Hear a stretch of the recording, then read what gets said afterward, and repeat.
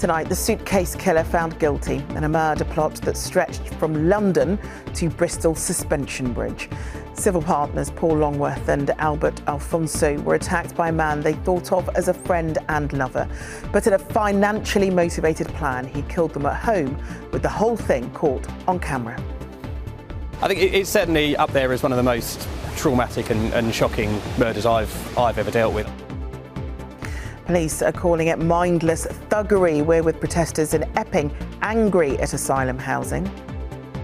Wimbledon gets the go-ahead to triple in size as a last-ditch legal attempt by campaigners fails. And Sally's been for a look at the ghost of White Hart Lane, the story of one of Spurs' most famous footballers.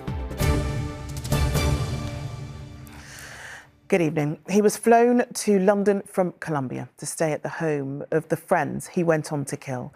And tonight, Justin Andres Mosquera begins a new chapter of his life in prison. He's been found guilty of the double murder of Paul Longworth and Albert Alfonso, civil partners who were attacked at their Shepherd's Bush flat last July. The remains were taken to Bristol in order to be dumped from a bridge. During the trial, the jury was shown video of the killings, filmed by Mosquera. A warning, our report from Cafe Pata contains details of the murders that you may find upsetting. The Colombian killer Justin Mosquera dragging the remains of his murder victims. Inside that suitcase were Paul Longworth and his partner Albert Alfonso. I think it's certainly up there as one of the most traumatic and shocking murders I've ever dealt with. I think the fact that it was committed during such an intimate moment between Albert and Justin added another element of it, and the fact that it was filmed so close up, it was a really harrowing watch. This was a murder which began as a friendship online and then later a sexual relationship.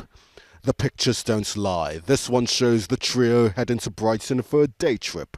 Another of them in Colombia. All smiles, but all the while Mosquera was plotting to kill them. The police believe his motivation was money, and on the 8th of July last year he acted on these evil thoughts. First was Paul Longworth, who Mosquera hit on the head with a hammer, shattering his skull and then hiding his body under a bed. Later that evening, whilst having sex with Alfonso, he stabbed him 22 times. The murders were messy, as was his attempted cleanup. So we're going to need some police up here quite urgently, I think. We had a gentleman up here who was dragging a case behind him. The case is broken and it looks like it's really heavy and there's blood coming out of it. He said it was car parts, oil. It doesn't smell of that at all. We're convinced it's blood. After dismembering their bodies, he hid them in a suitcase and then rented a moving van to transport them to Bristol. CCTV captured him dragging them across the Bristol Suspension Bridge, struggling, and he didn't go unnoticed. He's being helped by other people across the pedestrian crossing and puts it down sort of 3 yards from us. And my son, who's outgoing, said, "Wow, man, that's a very heavy suitcase. What you got in there, a body?" A cyclist riding by spotted Mosquera and confronted him. He ran away and stayed running for 2 days until he was finally arrested, charged, tried, and today quickly found guilty of murder. There are some harrowing details in this case, Kath. Yeah. And you'd think with all this video evidence, the police would have an open and shut case, but that's not necessarily the case. That wasn't necessarily the case. There was a lot of video evidence, too graphic to show, but very incriminating. In a case like this, it's evidentially difficult when the accused pleads not guilty. And Mosquera claimed that he lost control during sex. In order to combat this defence, the prosecution had to show the jury some quite graphic footage. They had to show the jury that he was in control, that he did lack remorse, and that he did knowingly kill Paul Longworth and Albert Alfonso. After a few hours of deliberations, the jury decided that Mosquera was in fact not just the Colombian killer, but the Colombian murderer. OK, thanks very much, Kath.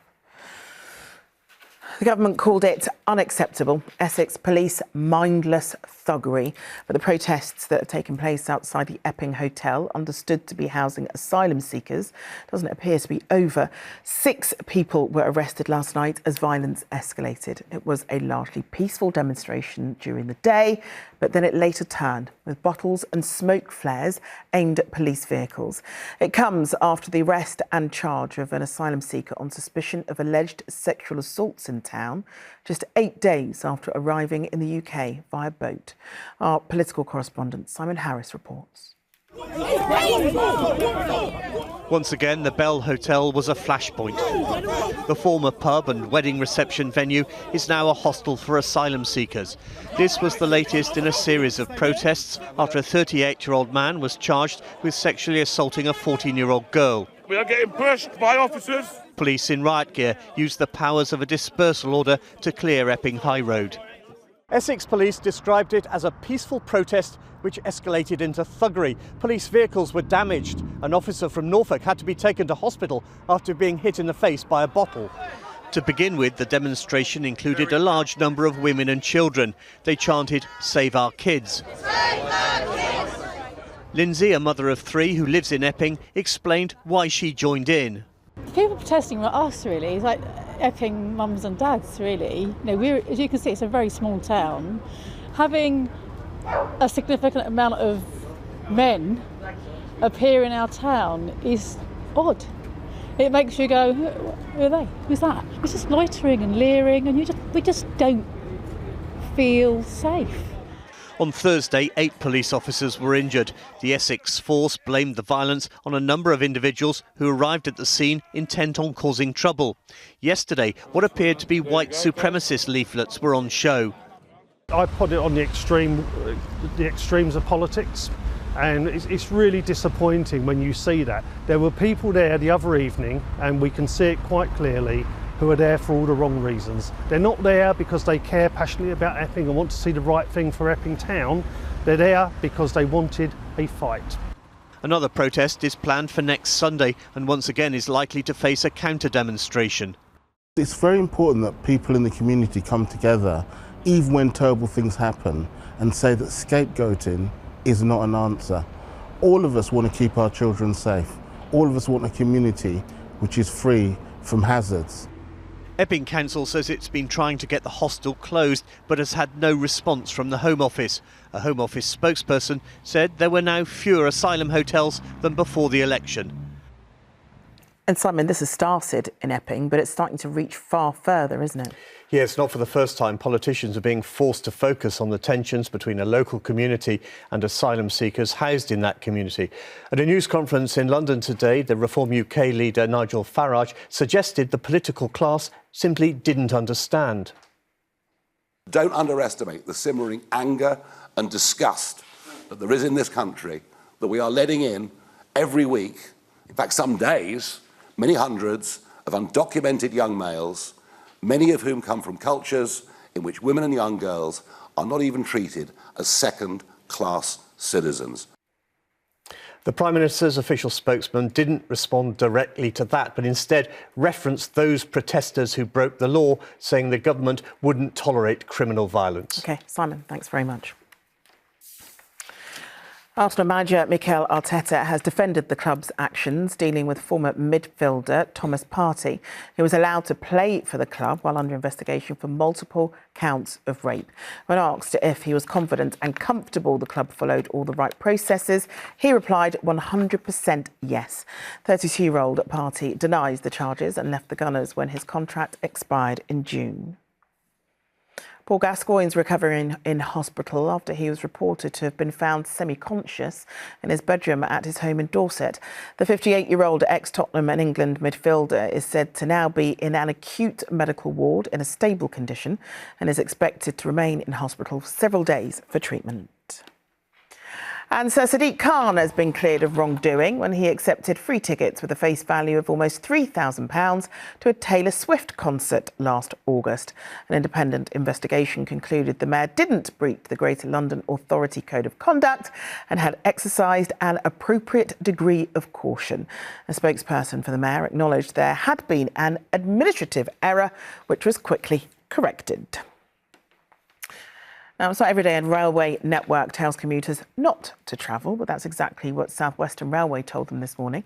With a warning, disruption will run into the night. Major signalling issues forced London Waterloo to close 14 of its 24 platforms. Well, Antoine Allen is there for us tonight. How's it looking for commuters now, Antoine?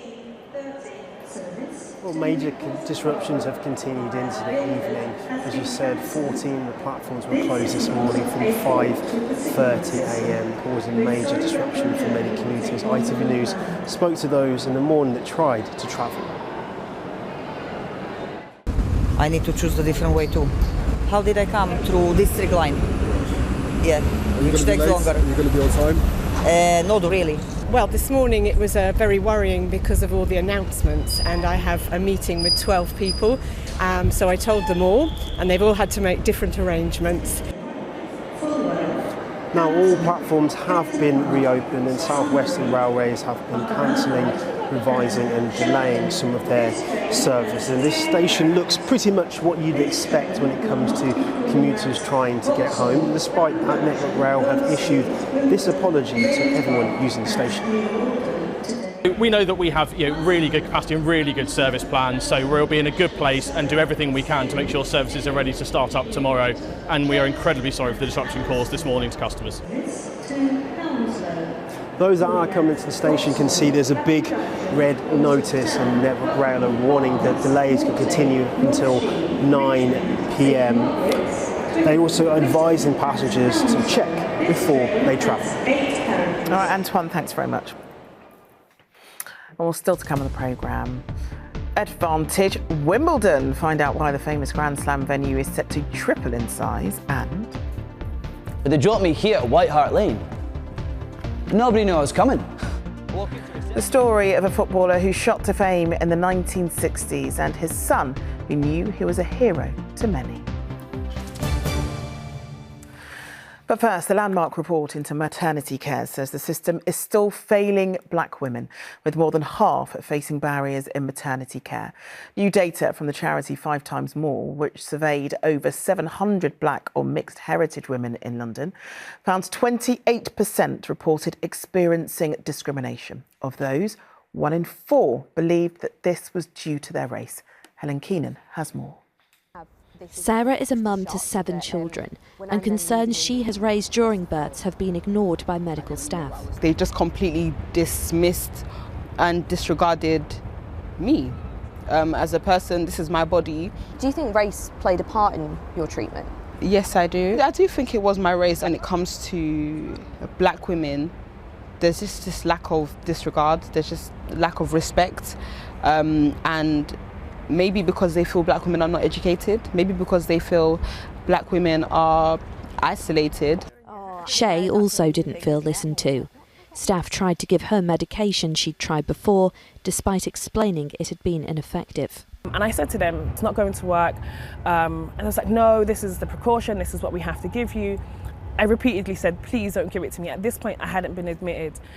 So they gave me the medication. Reluctantly, I took it. And as I said, my blood pressure didn't go down.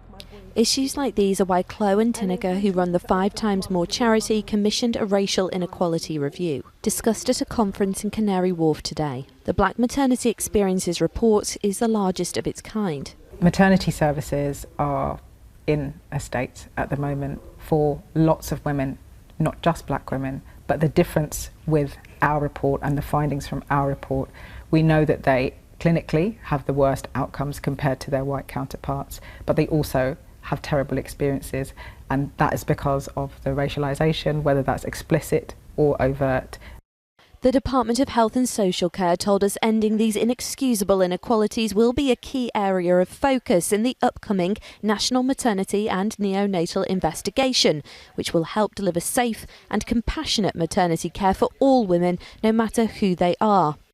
The charity tells us that black women in the UK are up to 4 times more likely to die during childbirth compared with white women, so it's urgent that the care is improved. Helen Keenan, ITV News. OK, let's find out what's on the evening news with Mary. Coming up in the programme, the unlicensed driver who inhaled laughing gas behind the wheel and killed a pensioner. Kane Byrne was speeding when he hit 81-year-old Graham Slynn. Today, he was sentenced to more than 11 years in a young offenders institution. The government pulls the plug on the water regulator and the other changes coming for customers. And the last training session for the Lionesses before they face Italy in the Euros semi-finals. And do join me for those stories and more at 6:30. Plans to triple the size of Wimbledon tennis site have been approved after a local campaign group's legal challenge was thrown out in the High Court.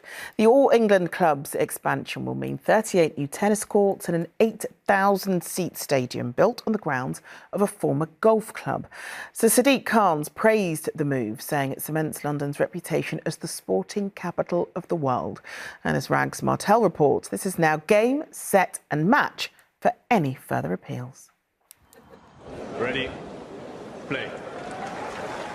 It's Advantage Wimbledon. The tennis may be over, but the championships have just won an important expansion victory to treble the size of its grounds.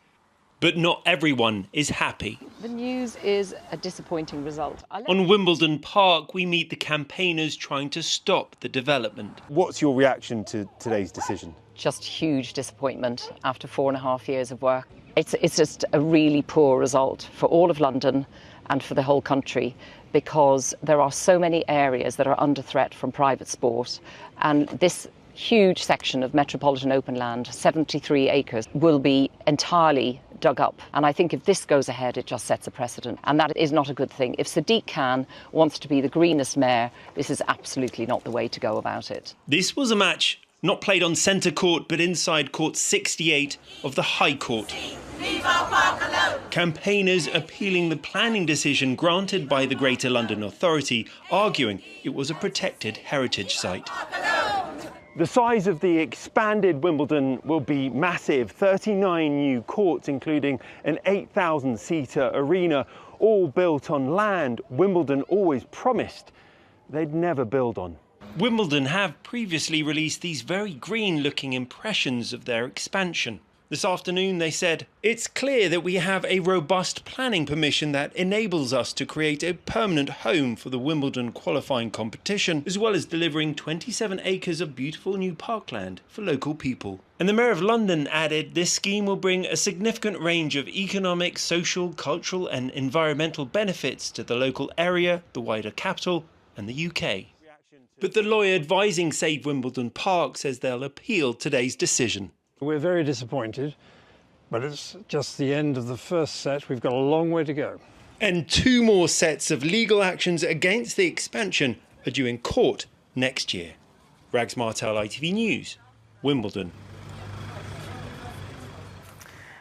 Now, famous statues of men in London are plentiful. The likes of Winston Churchill in Parliament Square, which dates back to 1973, and Admiral Nelson's column in Trafalgar Square, which was constructed in 1840s. But it's taken a lot longer for women to gain widespread recognition. There's Millicent Fawcett, who was installed at Parliament Square in 2018, and Virginia Woolf's statue, which was put in Richmond back in 2022. Well, our guest tonight, journalist Juliet Ricks, has compiled them into this new book, London's Statues of Women. Juliet, thanks so much. Maybe lots of people will be surprised there's even enough statues of women in London to fill a book. I did get asked when I was first telling people I was writing it, oh, won't that be a short book?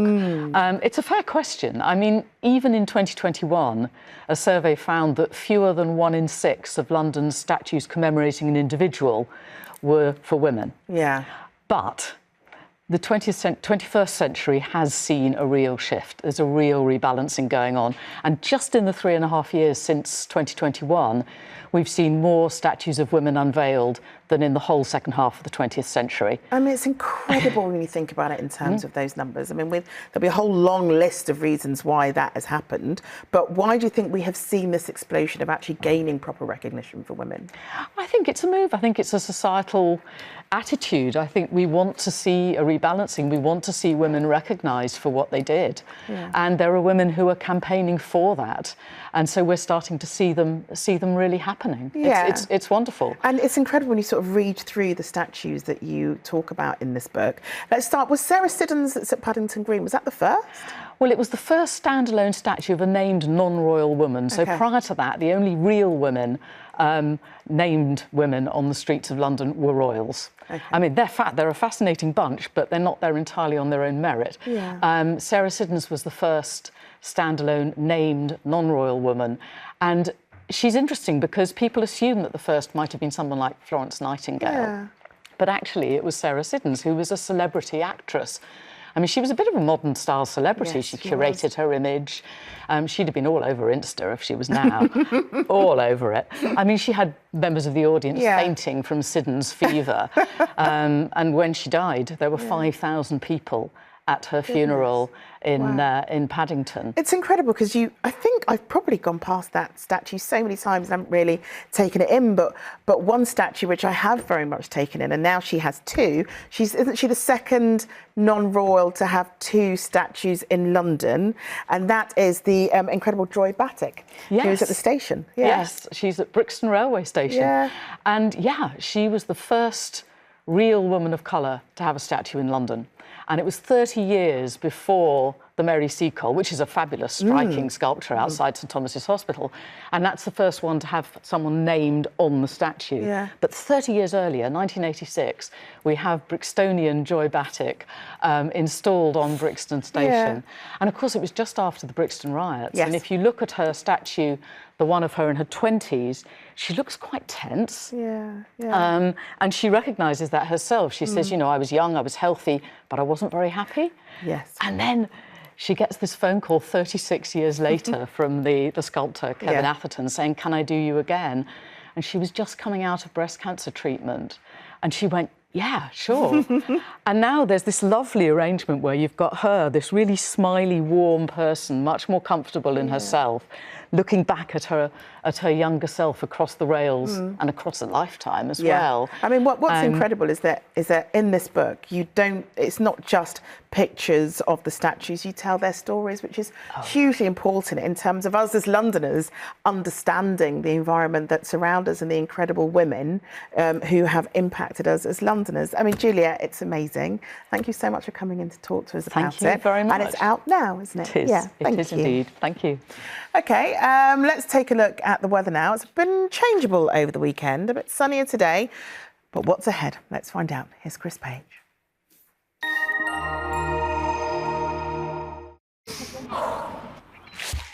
Come rain or shine, Octopus Energy sponsors ITV London weekday weather.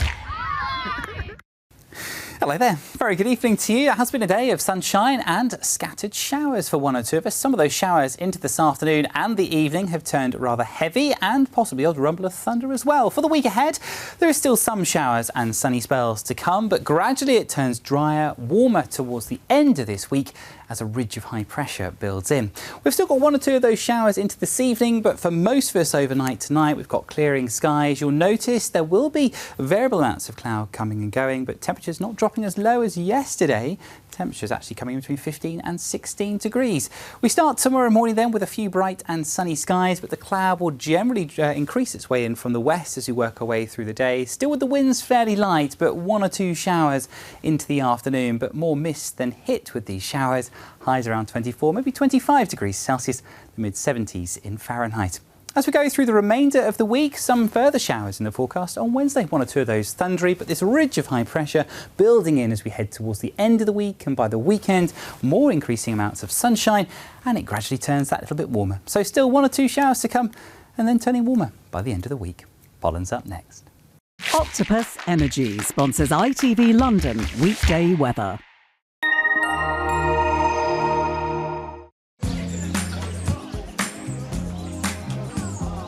Making the most of summer. Piri sponsors ITV pollen count.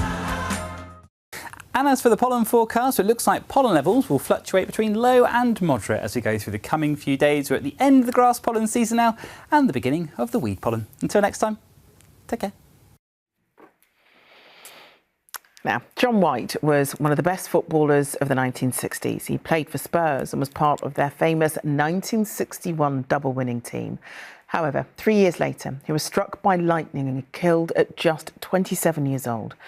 Now, The Ghost of White Hart Lane is a personal, nostalgic play based around his son, who didn't know his father, but knew he was a hero to many. The play performed well at the Edinburgh Fringe last summer, and now it's returning to London for a short run in Highgate, which starts tonight. Sally's been to meet the team behind it. Suddenly, there he is.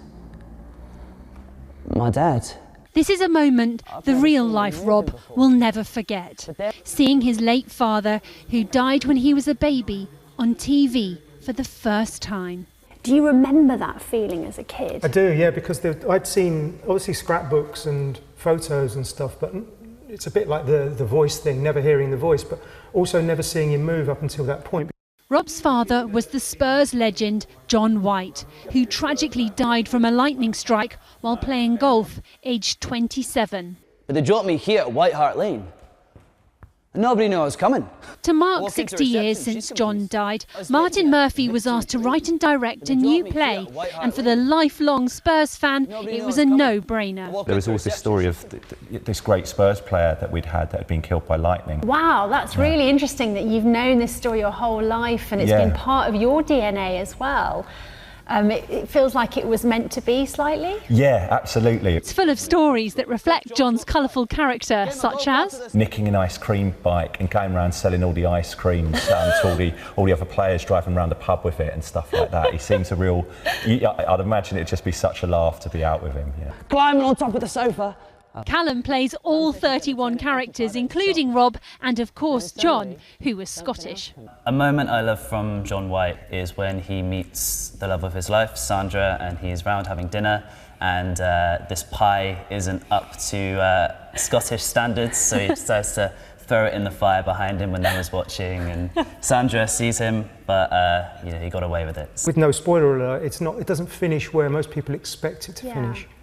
I get quite emotional actually talking about it, but there's a really nice sort of a calm that comes over it at the end. The play leans into mental health as well as humour and runs for a week at Jackson's Lane, a tale of both humanity and hope. Sally Williams, ITV News, Highgate. Right, that's it from us. The evening news is next with Mary, but from all of us, enjoy the rest of your evening. Bye-bye.